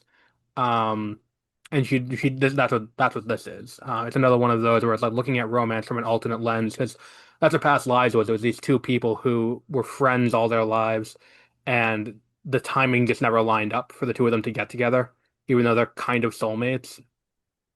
Oh yeah, I And remember that Past Lives one. yeah, Yeah. it's really good. This one's not as good as that, but it is still really good. Um, your number two. Mhm. Oh yeah, my number two. I guess you probably could guess what it would be based on my other choices, but is Nosferatu, which I had some critiques about, but overall I liked it a lot.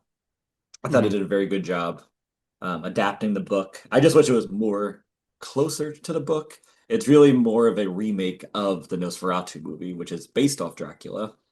Mhm. But they had to call it Nosferatu because the Bram Stoker estate sued them because they just took Dracula and made a movie without getting permission to do it. Yeah. So that's why it's called Nosferatu. And in the movie, they kind of like call vampires Nosferatus, kind of in a way. But he was good. Like definitely the best part of Bill Skarsgård as like because they do a good job showing that he's almost like an animal. Like it's like Yeah. not just like a the undead human is like this force of nature that's like trying to feed off of people. Um, and the set design was awesome. I do actually I think the worst part was Willem Dafoe as Van Helsing. he was so distracting. It was pretty much just Willem Dafoe doing weird, quirky things, running around, and I think it took away from the movie itself. It'd be fun if you played Van Helsing and Werewolf too. Yeah, that probably I would work because Van Helsing's just like this, like very smart, basically occultist that just knows all these things. So it could work out where he's in that, play the same Because character. that is Robert Eggers' next movie is Werewolf.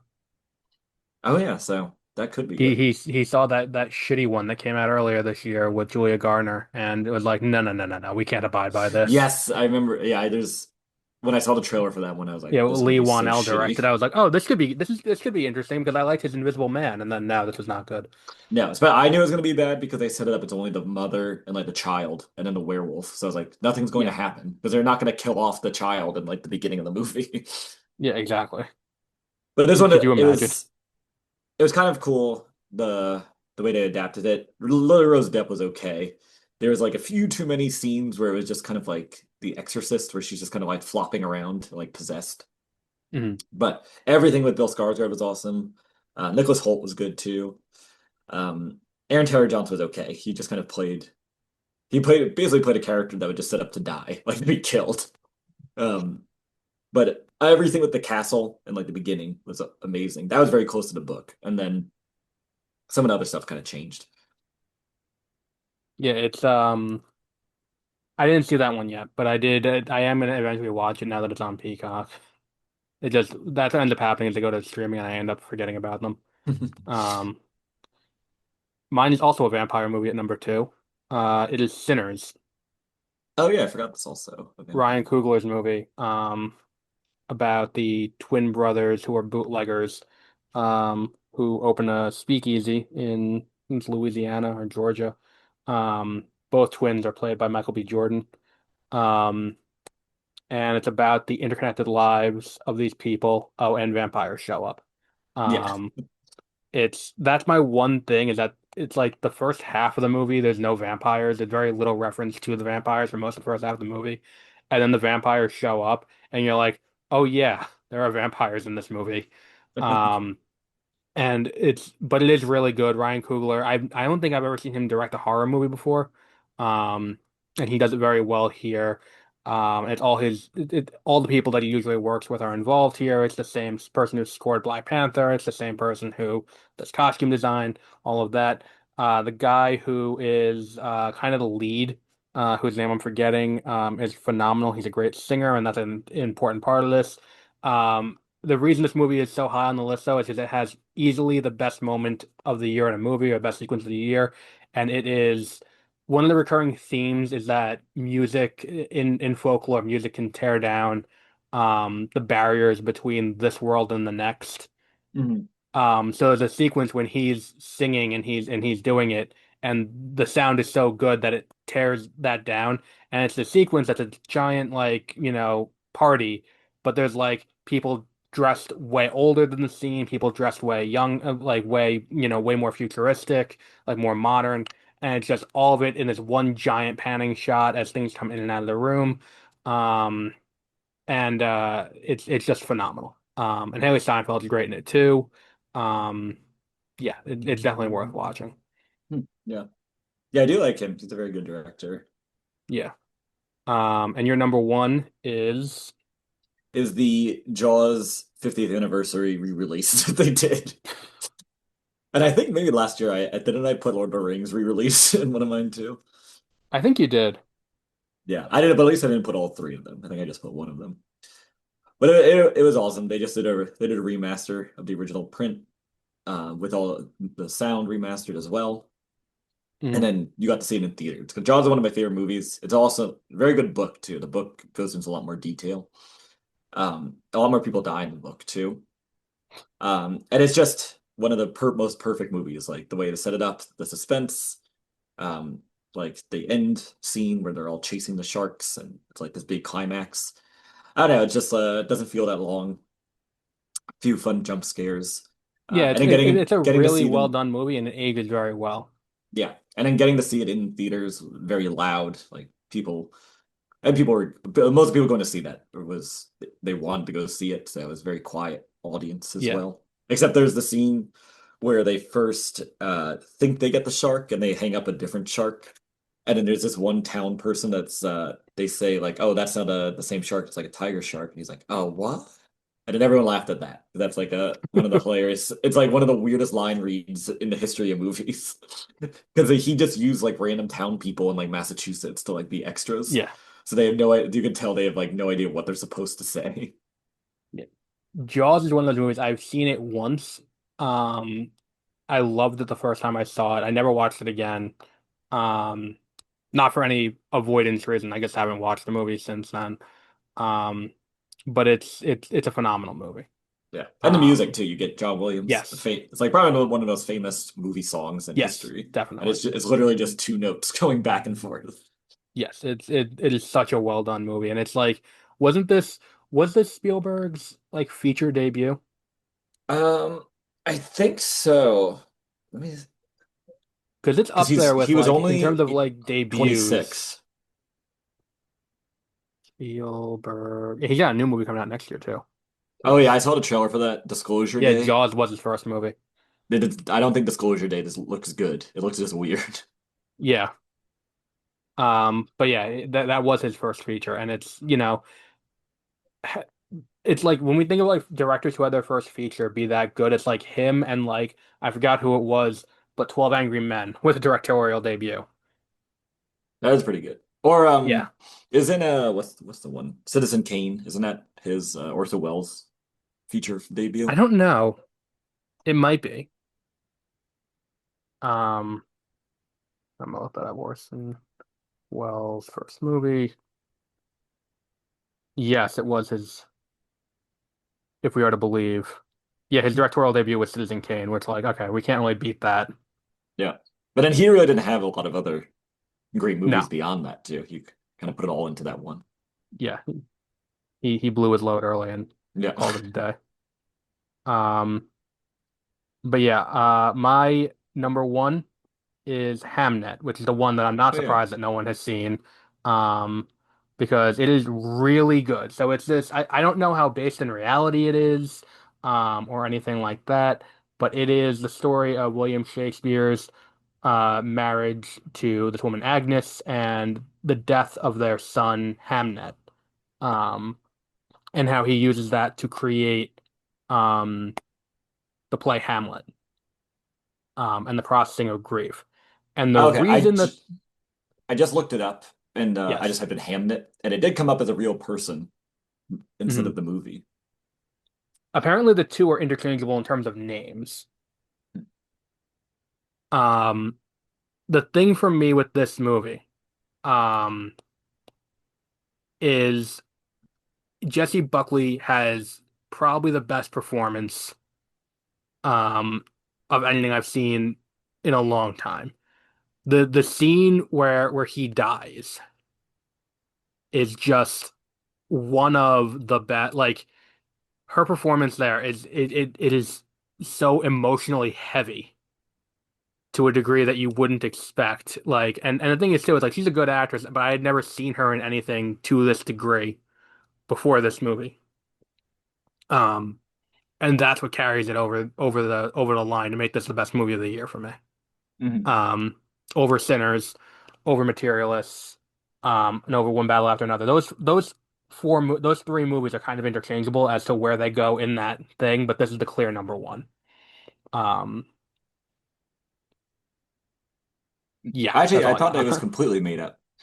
I just looked up a little bit more, and there actually is a bunch of primary documents that say Hamnet was like a real person. Huh. Which kind of makes then why does anyone question if Shakespeare is a real person? I don't think people question if Shakespeare himself is a real person. I think they question if what he wrote was really Oh, him. okay. I think it was. I'm not a historian, but because Um, it's not like it's from the 1500s, so it's not like a crazy long time ago. I did a report on it. There was some things that were similar to other people's writings, like Romeo Mhm. and Juliet. There was a very similar play that came before it. Oh yeah, okay. That's fine though. Like if maybe he stole or Like he borrowed like some did he ideas. plagiarize is the Yeah. debate. Like Oh, I um because I remember people will say like, oh, Shakespeare is just like a like amalgamation of a bunch of different people. no, he definitely existed. Like I think that there's no question of whether or not he existed, But I think that there is question over whether or not he authored everything that he claims to have authored. It's an authorship debate more than anything else. Yes. I also didn't realize his wife was named Anne Hathaway. So is Anne Hathaway named Yes. after Shakespeare's wife? Yeah. And that's not the wife in this movie either. They probably didn't want to. They were like, this will be too confusing if we name Yeah. her Anne. If we'll have to have a little aside and explain that it's not supposed to be Anne Anne Hathaway Hathaway. is not 500, 600 years old. Um, which speaking of Anne Hathaway, she is one of the potential movies for this year's draft because Hmm. she is the lead of The Devil Wears Prada 2, which is I opening in the Avengers slot I have no desire in to see that. That's just like in this so many year's movies now, questionable just that are just nostalgia bait. it's this year's questionable release decision. It's like, why did you move Avengers to December and then put The Devil Wears Prada 2 in that first week of May, which is like a prime spot at this point. Um, so you get to pick first. Nice. Okay. I sent you the list. I did, yeah, I have my separate, I do have my list ready. Okay. So, And don't forget, we're doing Metacritic picks too for anyone who doesn't remember. do I have What to we do the do box is office or just no, Metacritic? we don't predict box office. That's way Okay, too granular and I agree. finicky. Um, so what we do is we pick five movies and one alternate. I have a feeling based on what I think Peter's first pick is going to be, his alternate may be important. Um, and what we do is there are two scoring things for each movie. Number one is the Metacritic score, and number two is the box office, rounded down to 100. So if a movie does 500 million, that's 50 points. If it does a billion, that's 100 points. Um, the Metacritic score is the Metacritic score with the prediction bonus. If you predict the Metacritic score within 10 correctly, it is 1.25 times. Within 5 correctly, it is 1.5 times. And if you get it exact, it is 2 times. None of us have gotten it exact in the 2 years we've been doing it with this Yeah, bonus that'd be hard. system. I came close this year. I was off by one. Um, but yeah, I'm just gonna write down what I think your first one is, and we will see if it is correct. I'm trying to be strategic instead of just doing movies I like. That's why Mhm. I changed. That Okay, also backfired on me in previous so it's years. not gonna be your first pick is not gonna be Dune Messiah. No, it is not. My first, do you want me to say the first one? Yes, Avengers Doomsday is my first pick. that's a smart pick. Mhm. Because those tend to be front loaded. Yes. And What's then your my Metacritic guess? 80, 80. All right. I I think people are will gonna love it. I think I think people will like it. I think people will like it. I think people will like the X-Men in there. I think people will like all of that. I think the issue with it is critics will not. That's true. Um, I'm still gonna keep mine though. I think it but has The potential. Russos are the Brock Purdy of directors. Mhm. If you give them a good script, if you give them good receivers, if you tell them how to do it, they will do it right. If they leave them to their own devices, they will lose 41-6. Yep. Um, so okay, so Doomsday is off the board. Um, my first pick is going to be this is tough because it's there are a lot of really big name movies, but a lot that probably aren't going to be very good. Yes. But my first pick is going to be The Odyssey. I do have that was gonna be one of mine. I think I think it's going to round out about 75. I don't think it's Yeah. going to be as good as people are expecting it to be. Um, but I think people will show up to see it because Nolan knows how to put on a spectacle. And Yeah, I'm gonna had see it. Tenet come out not during COVID, it still would have made a lot of money, I feel like. Mhm. I didn't like Tenet that much. It's not great. It was one of the most confusing movies I've ever seen. Your second pick. All right. That's actually going to be my second one. I think this is where I'm split, but I'm going Super Mario Galaxy for my second one. That's a good one. That was gonna be my next one too. Um, And I'll say 60 Metacritic. the first Super Mario movie was not bad. And the Galaxy movie appears to be pulling from it's pulling from Odyssey, it's pulling from Galaxy, it's pulling from Sunshine, it's pulling from a lot of stuff. It looks like from the trailer. Okay. So. I'm optimistic about that. Let me take that off the list so that way I'm not looking at that. My next one is maybe it's a bad pick. Um, but last year we got screwed by this. Neither of us picked the movie that we should have, and also neither of us picked it 2 years ago when the sequel came out. I'm gonna say Moana I have that on my list. That was gonna be my third one because of that exact same reasoning. because Moana 2 did close to, if not it broke $1 billion.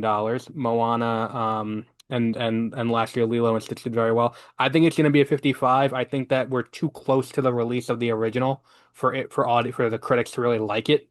Yeah. Um, but I think that it's going to, I think it's going to do well with audiences.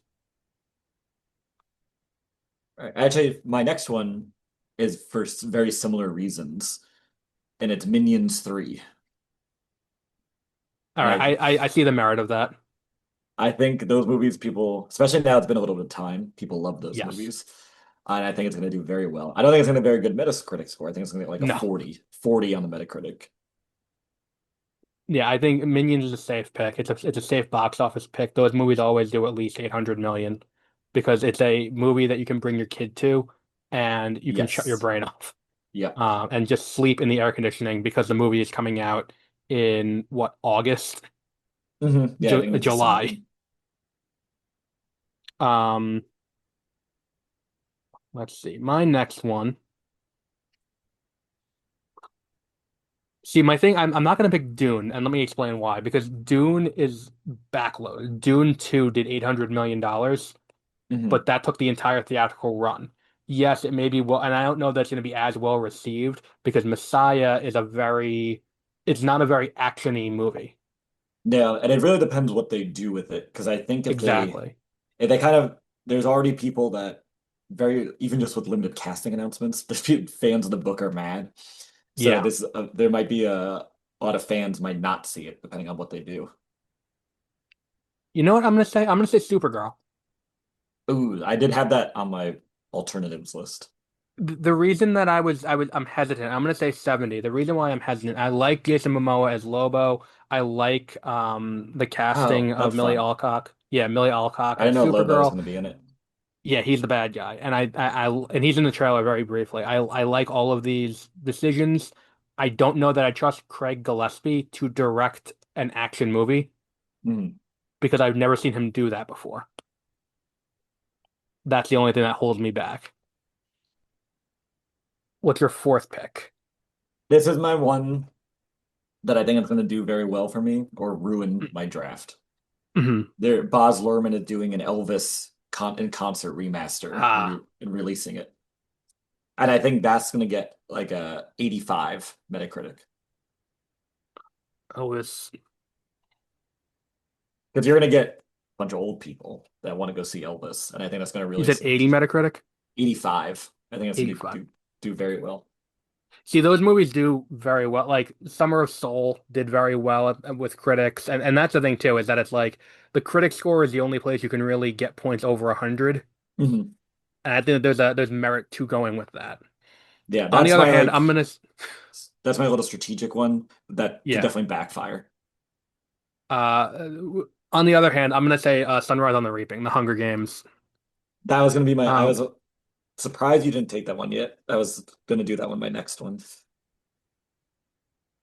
I'm gonna say this. I think that the release date is going to be the thing that's gonna make or break this because it is.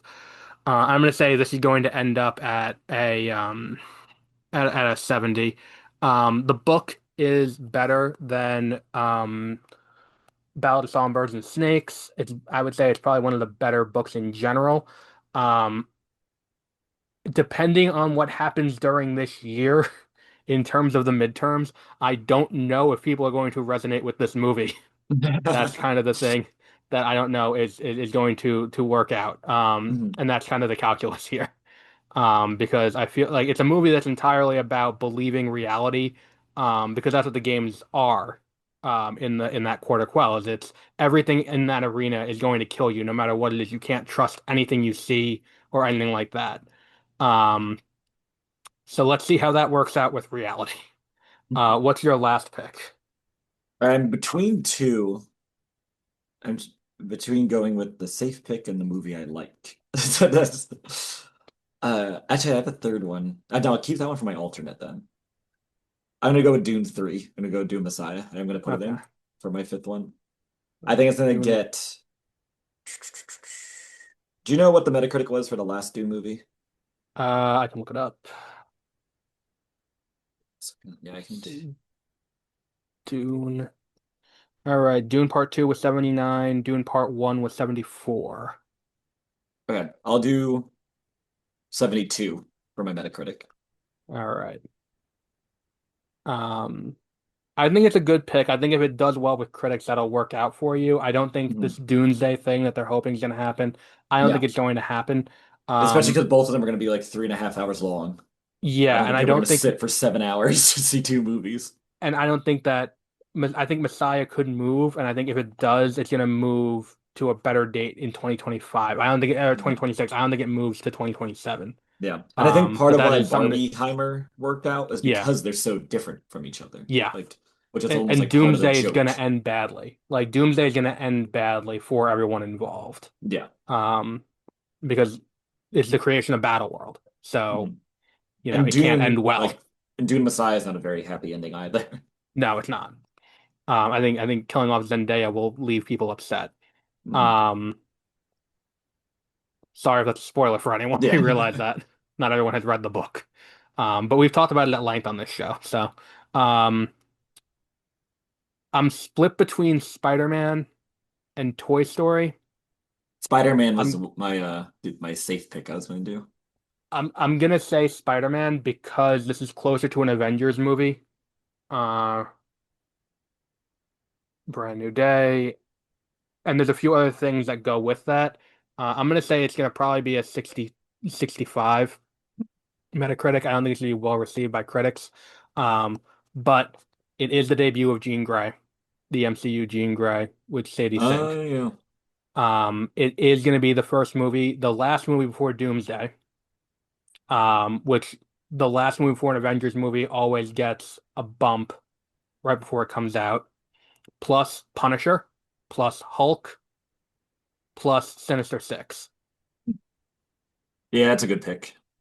Um, some of the plot leaks are a little questionable, which is why I was so late to pick it. Because if those things are accurate, I feel like it will deter people from seeing the movie.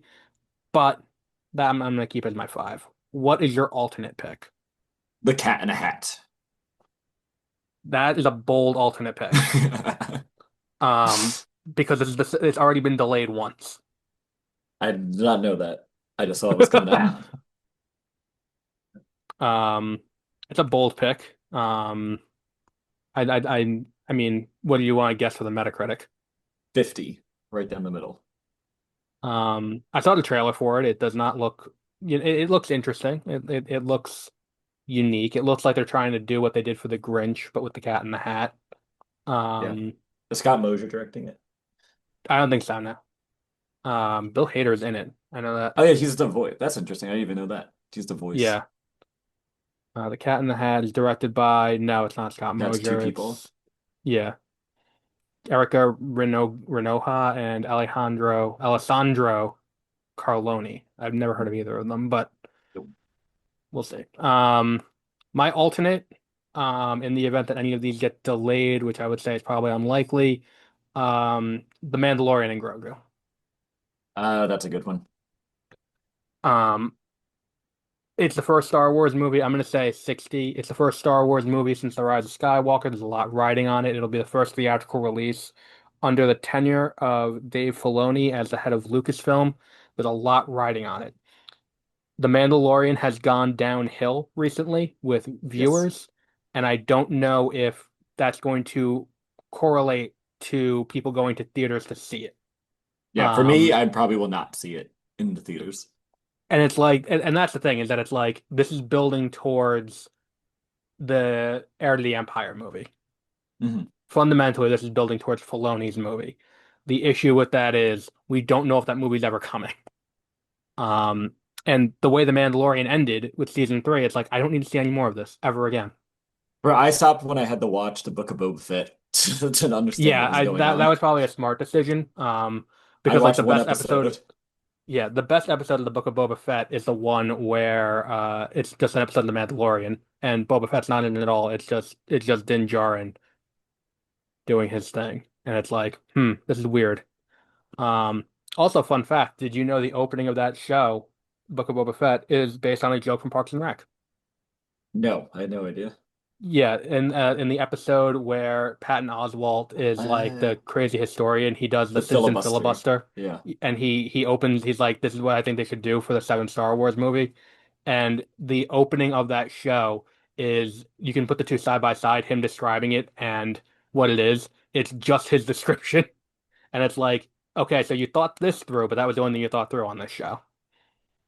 Um, it was not good. But and I think that's the reason why I think it's not going to do as good. And it's gonna throw Star Wars into further development hell going Yep. forward. Which is just what it needs.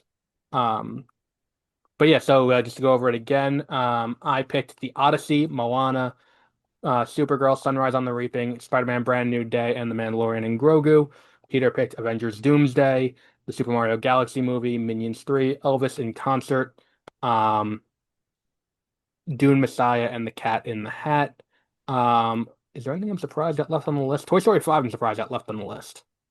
That probably will do good. They keep telling us it's the last Toy Story movie though. Yeah, I felt like Toy that Story one 3 was supposed to be the and last one. Clayface are the two that I'm surprised got left behind. Oh yeah, I forgot about that. Clayface opening on 9/11. Um, but yeah, Okay. so we will check in with these as we go through the year. And yeah, that's all we got. Any bold predictions for this year, or do you Hmm. I don't know. Not with movies or TV, I guess. um my big one is I think that we get three big look what's coming presentations this year from studios. I Hmm. think Marvel Studios does one. I because I think they need to right the ship. I think DC Studios does one because we haven't had one since they announced their initial slate, and like half the things haven't happened and have no intention of happening. That is a big Um, problem with all these. Like, but there's that yeah, famous Star Wars one where it's like yes, and that's 30 the other different one that needs to things. happen Yeah. And because most of them had never come out. Kathleen Kennedy on her way out was like "fuck you" to Dave Filoni and told everyone what the status was on all the projects in development. Great. And kind of was just like, you deal with this problem now. Like, At this point, it's probably just 'cause better to cancel everything that's already and made just and start just, fresh. yeah. Well, I mean, like And just don't she tell people like, oh, this is going to come out in 2045. Like, just see don't that's say the thing that. is that it's like Yeah. you can't do those announcements and be like, oh yeah, we're doing this. Like the big mistake Marvel made in 2019 was making an announcement while there was an active merger going on where they were gonna get the rights to all the Fox stuff. Yeah. Because they made that announcement and then like 2 months later everything got thrown completely aside. Then it's all shareholder nonsense because it's like that was what was happening with Star Wars. They made all these Yeah. announcements like, look at how much money we're gonna make you guys on this four Yeah, like billion dollar projected investment. earnings.